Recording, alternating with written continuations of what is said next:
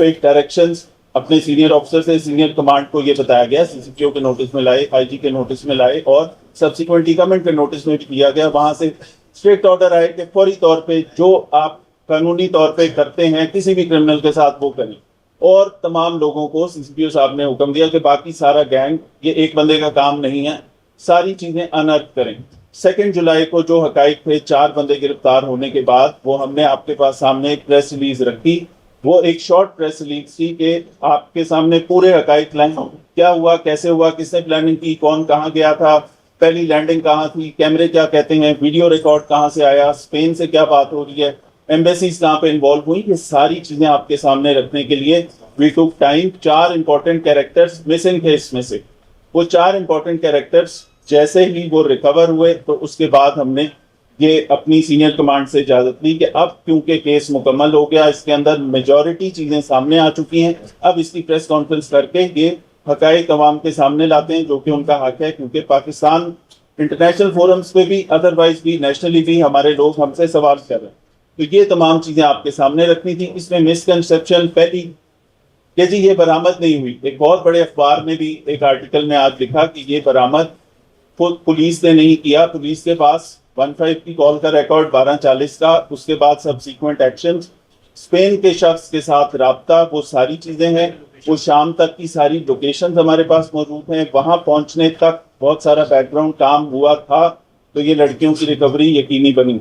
उसके बाद अगली चीज, अगला इम्तिहान ये था कि कोई ऐसा लीगल लकूना ना छोड़ा जाए जिसकी वजह से कल कोई शख्स ये कहे कि क्योंकि ये एक बड़े आदमी का रिश्तेदार था तो इसको फायदा देने के लिए कोई लकूना छोड़ा गया। पहला काम ये था मेडिकल कराया जाए। उन खवातीन की मेंटल हालत मैंने आपसे कहा, और वो मैं आपको मैसेज का स्क्रीनशॉट भी दूंगा, वो जो आखिरी मैसेज जाते हुए एसपी ऑपरेशंस इकबाल टाउन को करके गई, कि जिसके अंदर उसने लिखा है कि हमारे इन तमाम मेंटल ब्रेकडाउन्स के दौरान भी आपने जिस तरह हमें संभाला है, हम कमेंड करते हैं अपनी पुलिस को, और वो झंडा भी हमसे लेके गई हैं एक। तो ये सारी चीजें उस वक्त तक मुमकिन हुई जब ये सारी चीजें चल पड़ी। मल्टी ग्राउंड स्ट्रेटेजी थी, हर जगह पे काम कर रहे थे, रिकवरी हो गई। अब रिकवरी के बाद उन खवातीन को जो ट्रॉमा में हैं उनको राजी करना इस चीज पे, उसके लिए हमने एम्बेसी को कांटेक्ट किया, फॉरेन ऑफिस में कांटेक्ट किया गया, फॉरेन ऑफिस में हमने राब्ता किया। फॉरेन ऑफिस से जो फॉरेन ऑफिस के ऑफिसर हैं उन्होंने हमें 2 कांटेक्ट नंबर दिए और 2 लोगों को एसएसपी ऑपरेशंस का नंबर दिया। पहला कांटेक्ट हुआ हमारा स्पेनिश एम्बेसी से। स्पेनिश एम्बेसी को हमने बताया कि ये खातून, ये नाम, ये पासपोर्ट नंबर हम आपको सेंड कर रहे हैं, इस खातून की डिटेल्स। उन्होंने कहा कि ये रेजिडेंट है, ये नेशनल नहीं है, ये वेनेजुएला की रेजिडेंट है, वेनेजुएला की नेशनल है और स्पेन की सिर्फ रेजिडेंट है। तो हम अपने नेशनल्स के लिए तो फॉलो करते हैं केसेस को, इसके लिए आप वेनेजुएला वालों से रब्ता करें। वेनेजुएला की पाकिस्तान में एम्बेसी नहीं है। उसके बाद अगला हमारा कांटेक्ट हुआ डच एम्बेसी। नीदरलैंड्स वाले अपने लोगों को फॉलो भी करते हैं। नीदरलैंड एम्बेसी से जैसे ही राब्ता हुआ, दे वर वेरी फोर्टकमिंग। उनको हमने बताया और उनसे कहा कि ये खवातीन का हम मेडिकल कराना चाहते हैं, सबसे पहले मेडिकल जरूरी है। इसके ऊपर उन्होंने कहा कि हम अपने लोगों की, अपने शहरियों की कंसेंट का बहुत ख्याल रखते हैं, हम इनको समझाएंगे आपके मुल्क का लीगल प्रोसीजर, लेकिन इनकी कंसेंट जरूरी है। सिद्रा एसपी इन्वेस्टिगेशन कैंट, वो जो राहीला मैडम है वो, और एसएसओआईयू की खातून, फर्स्ट टाइम से हमने सीसीपीओ साहब के ऑर्डर पे तमाम इन्वेस्टिगेशन ऑपरेशन इकट्ठी कर दी, उनके साथ मौजूद कर दी। तो इन खवातीन ने उनके साथ बहुत सारी गुफ्तगू की, उनको काम किया, कंफर्ट किया। उसके बाद इन खवातीन ने कि कंसेंट दी कि ठीक है हम अपना मेडिकल कराते हैं। यहाँ से इनको हॉस्पिटल लेके जाया गया। हॉस्पिटल में इनकी एंट्री, कितने बजे की मेडिकल के लिए आई, कितनी देर में डॉक्टर ने ये मेडिकल किया और उसकी पहला प्रोसेस कंप्लीट हुआ। इसके बीच में अगला हमारा जो फेज ये था कि इन लड़कियों की फ्लाइट थी 5 बजे। इन्होंने सुबह 5 बजे वापस जाना था, 2 जुलाई की अर्ली मॉर्निंग 5 बजे। अब जब 5 बजे इनको वापस जाने की हम बात करते थे तो हम कहते थे कि मजिस्ट्रेट के बयान के बगैर अगर ये चले गए, इंटरनेशनल फोरम पे अगर कल को ये खवातीन चली जाती हैं और वहां जाके कहती हैं हमने किसी कोर्ट ऑफ लॉ में प्रोड्यूस करना है इनको, ये किसी भी रेप के विक्टिम के लिए, किसी भी रेप सर्वाइवर के लिए ये जरूरी है 164 की स्टेटमेंट। अब जब 164 की स्टेटमेंट उनकी हमने लेनी थी तो उसके लिए एक दरमियान में छोटी सी कॉम्प्लिकेशन ये आई कि हमने अपने ड्यूटी मजिस्ट्रेट से रब्ता शुरू किया। ड्यूटी मजिस्ट्रेट साहब की अनअवेलेबिलिटी की वजह से, उनसे कांटेक्ट ना होने की वजह से एसएचओ को वहां पे भेजना पड़ा कि आई जी ये कर लें, लेकिन वहां पे उनसे राब्ता ना होने की वजह से वहां पे एसएचओ गया और वो एक छोटा सा अगली इंसिडेंट हुआ जिसपे मैं माजरत खा भी हूँ अपने ऑनरेबल जुडिशरी से, लेकिन it was not ill intention. उसमें मकसद ये था कि अगर ये लड़कियां 5 बजे फ्लाइट पे जाना चाहती हैं और अगर इनका 164 की स्टेटमेंट नहीं हुई तो हमारा ये सारा मीडिया, हमारी ये सारी अवाम और इंटरनेशनल फोरम्स हमारे मुल्क के ऊपर सवाल उठाएंगे, हमारे लीगल सिस्टम पे सवाल उठाएंगे। ये सारी चीजें करने के बाद जब ये देखा कि ये नहीं मानते, हमारी उधर से हमें 164 की स्टेटमेंट जो उन्होंने कहा कि अवेलेबिलिटी नहीं है, तो फिर उसके बाद हमने उन लड़कियों से रिक्वेस्ट की, हमने डच एम्बेसी से रिक्वेस्ट की। डच एम्बेसी की तमाम कॉन्वर्सेशन एसएसपी ऑपरेशंस के साथ मौजूद है, जिसके अंदर उनके तारीखी कलमात भी हैं। आप में से कोई चाहेगा तो हम आपको पढ़ा भी जरूर देंगे। एक एक मिनट की, हर 5 मिनट बाद वो टेक्स्ट करते थे। उनका राब्ता उस खातून से करवाया, वो खातून एम्बेसी के साथ हमारे थ्रू कांटेक्ट हुई।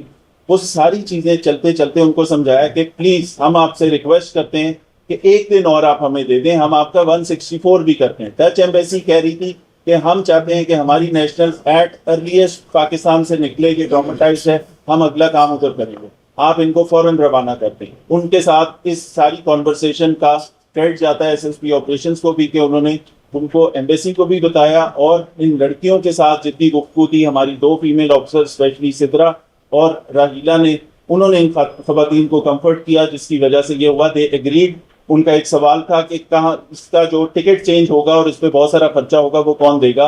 हमने उनसे कहा कि वो लाहौर पुलिस आपको अदा करेगी, आप एक दिन हमें दे दें, हम आपको कंफर्टेबली सेफ सिक्योर जगह में रखेंगे भी और हम आपको ख्याल भी करते हैं, लेकिन ये कोर्ट ऑफ लॉ में आपका प्रोड्यूस होना जरूरी है। अब हम अगले दिन सुबह जाते हैं उनको लेके जज साहबान के पास। वहां पे जज साहबान उनका जो स्टेटमेंट्स है वो रिकॉर्ड करते हैं। ये स्टेटमेंट सबसे ज्यादा जरूरी इसलिए है कि ये होती है किसी पुलिस की प्रेजेंस में नहीं होती। जज का सर्टिफिकेट पहले होता है साइंड, कोर्ट ऑफ लॉ के ऊपर आपको एतबार होगा, उसके ऊपर पूरी चीजें कि ये किस किस हालत में ये रिकॉर्ड की जा रही है और पूरी तसल्ली से टाइम दिया जाता है। ये काफी घंटे लगा के पहले एक खातून की और फिर दूसरी खातून की स्टेटमेंट रिकॉर्ड की गई। यहाँ पे ये बताना भी जरूरी है कि इस 164 की स्टेटमेंट के बीच में जो ऑनररी काउंसलर है डच की तरफ से, वो उनको हमने कांटेक्ट करके यहाँ बुलवाया था। वो she was present all the time with the ladies. ये सारी गुफ्तगू में उनको गाइड करने के लिए, उनके साथ उनको कंफर्ट करने के लिए नेदरलैंड्स की तरफ से ऑनररी काउंसलर भी यहाँ उनकी मौजूदगी भी थी। ये 164 की स्टेटमेंट सारी मुकम्मल हो गई। 164 के बाद हमने फिर उन खवातीन को सेफ अपने पास वो रखा। खवातीन पुलिस, SSOIU एसपी साहिबान 2 हमारी खवातीन, SSOIU इंस्पेक्टर खवातीन, सब इंस्पेक्टर खवातीन इनके साथ रही। और उसके बाद रात को हमने उसी जो 3 जुलाई को एक दिन आगे टिकट किया था, उस पे उनको डच एम्बेसी और उन लड़कियों के इसरार पर उनको फौरी तौर पे हमने फिर रवाना किया। एयरपोर्ट छोड़ के आए। एयरपोर्ट जाते हुए उन्होंने कहा बहुत सारे मैसेजेस, कम्युनिकेशन जो ऑफिसर्स के साथ हैं उनकी, जो कि रिकॉर्ड का हिस्सा हैं, वो आपके सामने होंगी। लेकिन एक अच्छी बात जो वो ये कह के गई कि ये बहुत जो हमारे लिए ट्रॉमेटाइजिंग एक इंसिडेंट था, बट इसके बाद जिस तरह आप सब ने जो काम किए और हमारे लिए जिस तरह आपने पूरी कार्रवाई की, कोर्ट ऑफ लॉ में प्रोड्यूस किया, मेडिकल कराया, पूरा लीगल सिस्टम फॉलो किया, हम आपके मुल्क के इस सिस्टम से बड़े सेटिस्फाइड हैं। इसलिए हमारी रिक्वेस्ट ये है कि एक पाकिस्तान का झंडा हमें दें। 3:30 बजे रात को पाकिस्तान का झंडा मंगवाया गया और उनको दे के यहाँ से एयरपोर्ट के अंदर भेजा गया। 5:50 पे उनकी फ्लाइट डिपार्ट कर दी। अब अगला काम आ गया रिमांड का। क्योंकि ये सारे प्रोसेस के अंदर इन्वेस्टिगेशन डे 1 के पॉइंट 1 से हमारे साथ थी, तो ये सारी चीजें कि कल को कोई ऐसी चीज ना हो जिसमें आईओ की तरफ से या उसकी तरफ से एक पेज सामने ना आए, तो हमने उन सबको इकट्ठा रखा हुआ था।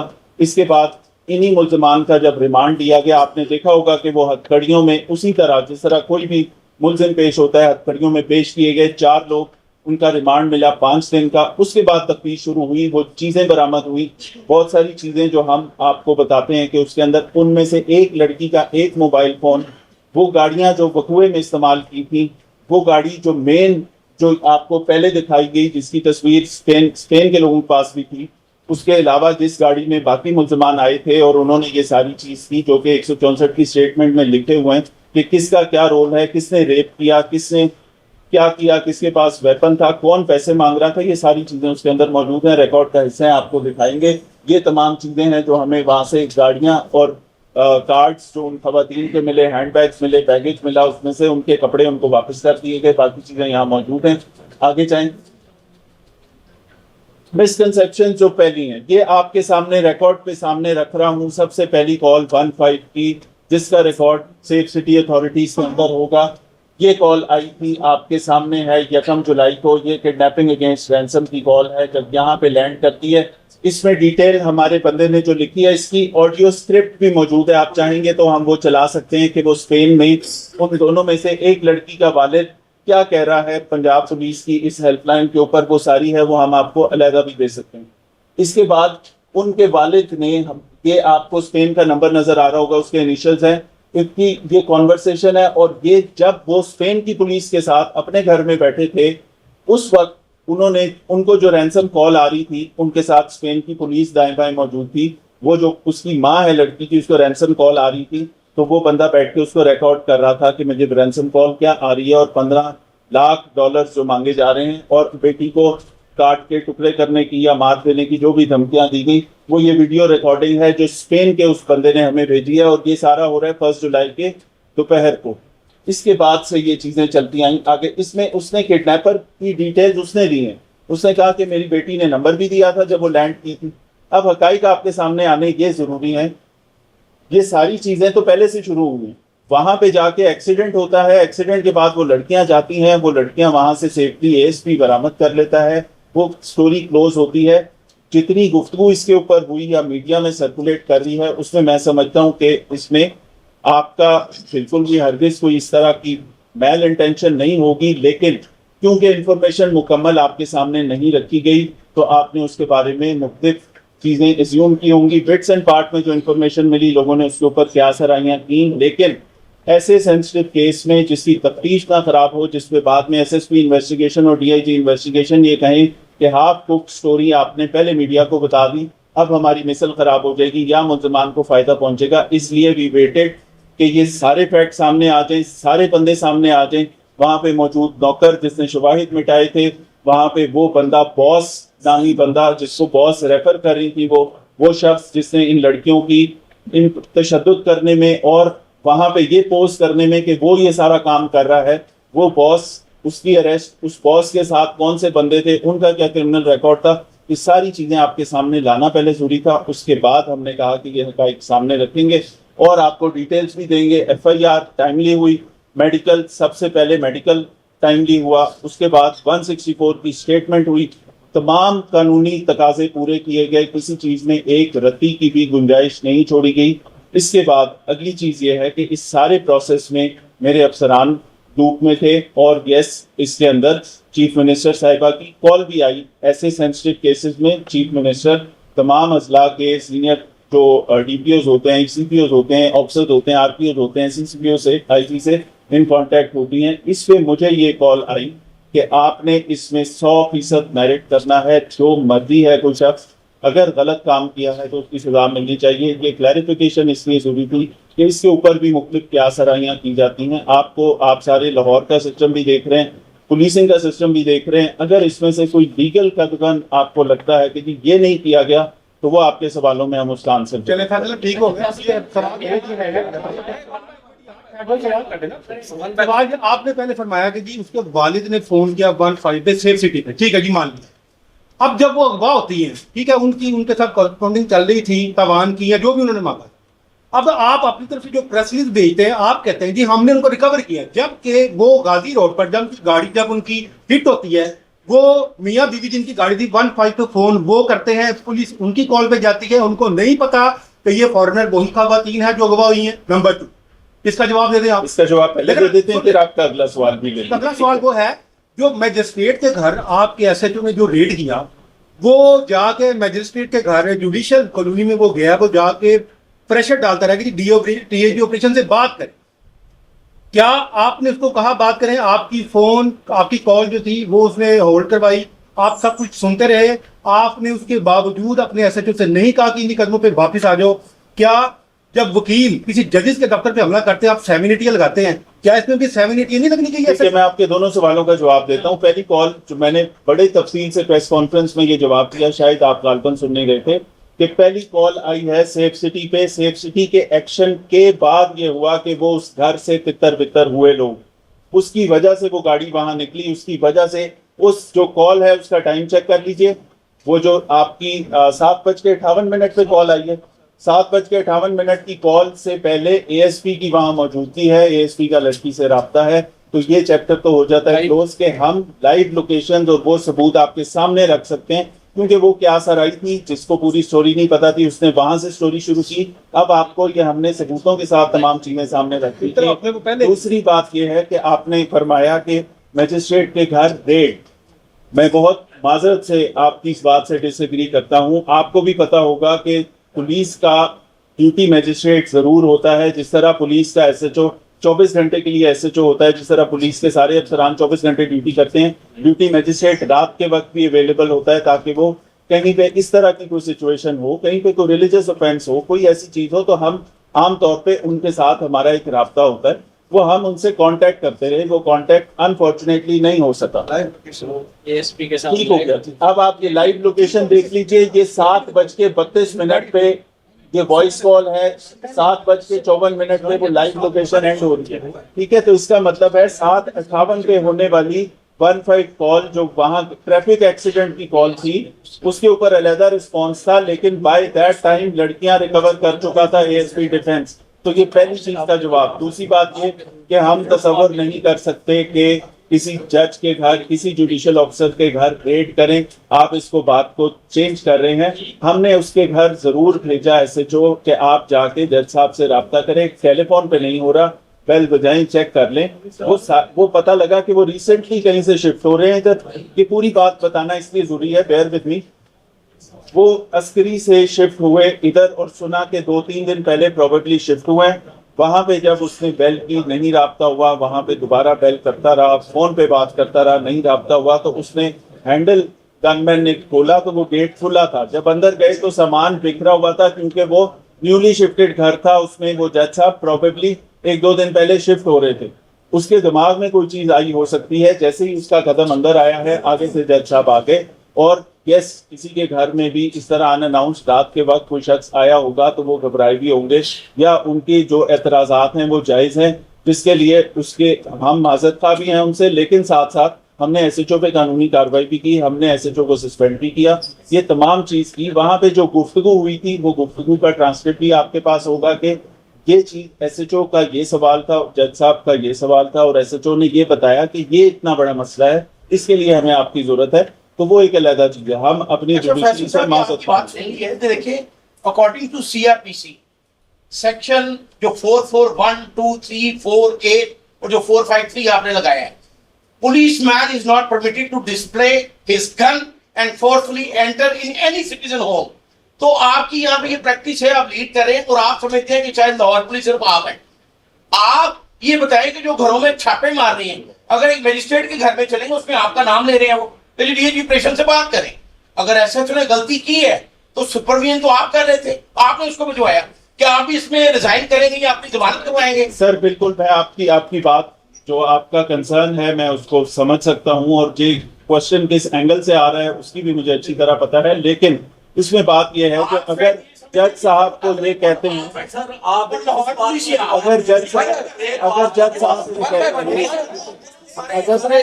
मुझे जवाब सुनने का हौसला रखिए सर, जवाब सुनने का हौसला रखिए सर, जवाब सुनने का हौसला रखिए सर, जवाब सुनने का हौसला रखिए। बॉस इसमें से वहीद नामी एक शख्स है जो कि एक गुंडा बैड कैरेक्टर है, जिसके 10 पर्चे हैं।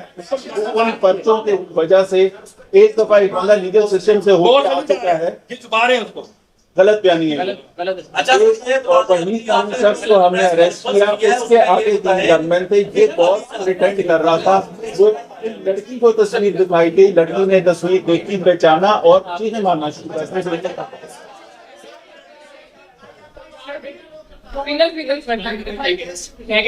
and evacuated the girl safely। मैं आपको शाबाश देता हूँ, 2 लाख तो मैं आपकी और नवीद भाई की भी पप्पी देता, बड़ा अच्छा केस था। एक आपने पाकिस्तान को गुदाम से बचाया, बहुत सारा प्रोसीजर आपने किया। अब मेरा आपसे ये सवाल है कि एक तो पहले नामालूम एफआईआर में लिखा गया लोगों को, क्या आपको नहीं लगता कि उनके जो है वो बयान होने चाहिए थे, शनाख्त परेड होनी चाहिए थी, फिर अगवा पर तवान लगाया गया और फिर उनको दहशतगर्दी में जो है वो पेश नहीं किया जा रहा? सर ये तमाम चीजें जो है ना, आपने देखना है कि फर्स्ट टाइम पे फर्स्ट इंफॉर्मेशन रिपोर्ट क्या कह रही है। लड़की ने अपने हाथों से जो लिख के दिया, हमने उसको कुछ नहीं कहा। एम्बेसी को कहा कि आप इसको, प्रोसीजर ये होता है फर्स्ट इंफॉर्मेशन रिपोर्ट, जो दिल करे वो लिखते हैं, वो लगा हुआ है। ये हैंड रिटन एप्लीकेशन है, ये उस खातून ने खुद लिखी है, इसको आपने पढ़ा है, जो वो चाहती है सेक्शन ऑफ लॉ इन्वेस्टिगेशन वाले इसको लिखेंगे। सेक्शन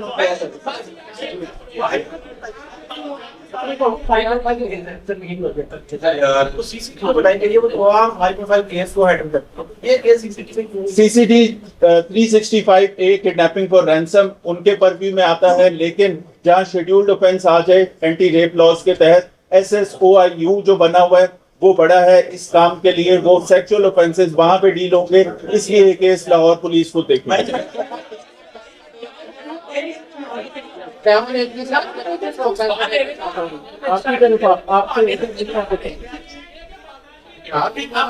अब तक 8 लोग गिरफ्तार हैं, 4 रिमांड पे हैं, 4 मजीद गिरफ्तारियां हुई हैं जिनका मजीद रिमांड लिया जाएगा।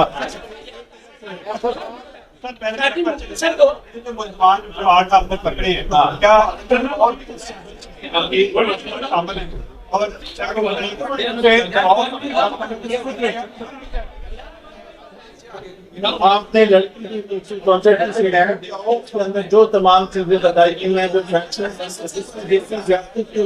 लिखा है सियासी शख्सियत जो है वो आपके सामने है, जिसको आपने बिल्कुल भी छुपाया और एज पर लॉ चले 164 का बयान किया, 164 का बयान तो आपने करवाया, एक मिनट करवाया, आपने वो सील कर दिया, लेकिन 48 घंटे बाद उसको आप पब्लिक कर रहे हैं, जब वो चली जाती है। एक सवाल इसका जवाब दीजिएगा। दूसरी बात ये, दूसरी सुन लेना, दूसरी बात ये भी दीजिएगा कि जो 452 का मुकदमा 506 को बाद उसमें आप गुनाहगार है, आपका नाम है, क्या आपको भी शामिल तफ्तीश किया जाएगा? 164 164 देखें, जो इम्पोर्टेंट सवाल है उसका जवाब मुझे, अब हौसला रखिए, सुनिए, ठीक है, सवाल करने का हौसला तो है, सुनने का भी होना चाहिए। 164 की लीगल प्रोसीडिंग होती है, कोर्ट ऑफ लॉ में प्रोसीडिंग होती है। 164 का बयान कोर्ट के पास होता है, उसकी कॉपी कोर्ट के पास होती है, उसका मुझे नहीं पता कि वो कहाँ से लीक हुआ, उसकी कस्टोडियन है कोर्ट। कोर्ट मुनासिब टाइम पे, जिरा के दौरान या किसी भी स्टेज पे कोर्ट की तरफ से अगर वो बाहर जाता है तो जा सकता है। हाँ, उसका एक सफा या उसका कुछ पार्ट मैंने भी सोशल मीडिया पे देखा है, वो इस वजह से बाहर है।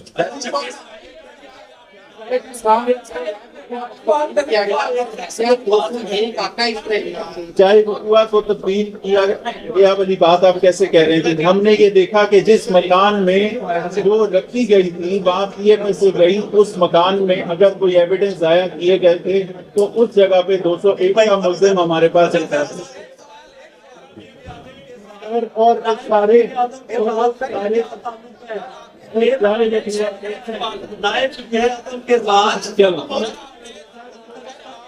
तो 2 सालों से रिकॉर्डिंग बैन की हुई है, किया गया बिजनेस का लेन देन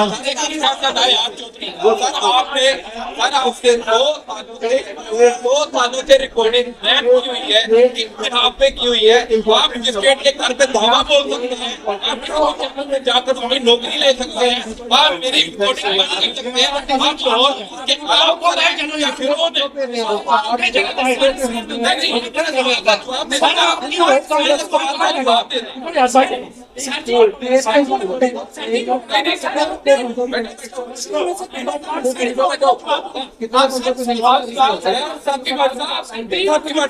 मेरी बात का सवाल दो यार, मेरी रिकॉर्डिंग बंद है, यहाँ पे बंद है, अगर किसी को चैनल से निकालना है तो यहाँ पे निकाल रहे हैं। ये ऑपरेशन